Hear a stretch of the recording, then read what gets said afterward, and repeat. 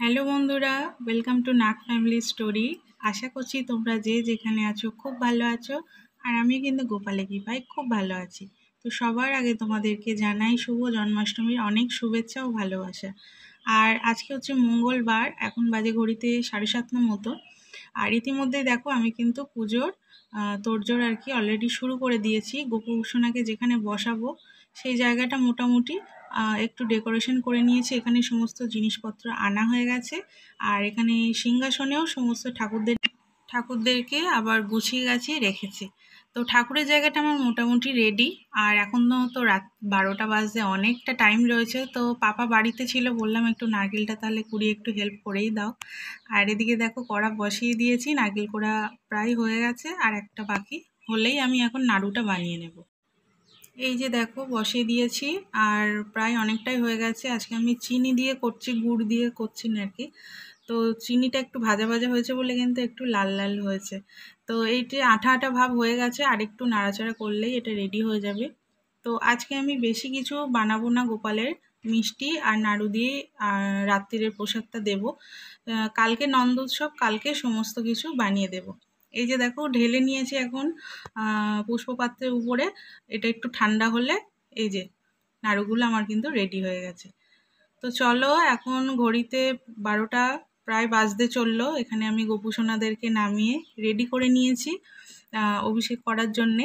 আর দুজনকেই দুটো প্যান্ট পরিয়ে দিয়েছি। তো 12টা বাজতে আর 1 মিনিট বাকি। তো এখানে দেখো যে যে প্রসাদগুলো আমি দেবো প্লেটে একদম সাজিয়ে গুছিয়ে রেডি করে নিয়েছি।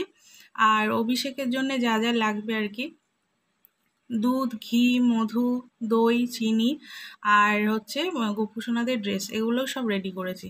আর ফুল, তুলসী পাতা ছাড়া তো পুজো অসম্পূর্ণ।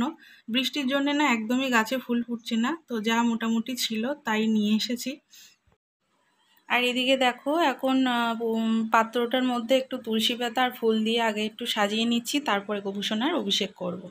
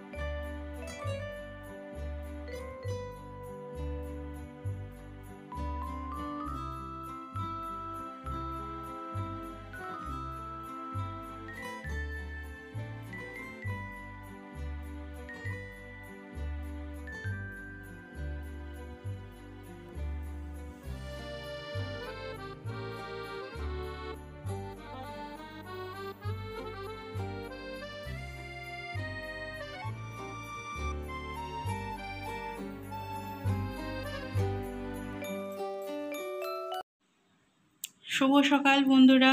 সকাল নয়, প্রায় দুপুর, এখন 1:30-2 মতো বাজে। তো গোপুসোনাদেরকে দেখো আবারও স্নান করে সুন্দর করে আবার নতুন ড্রেস পরে রেডি করে নিয়েছি।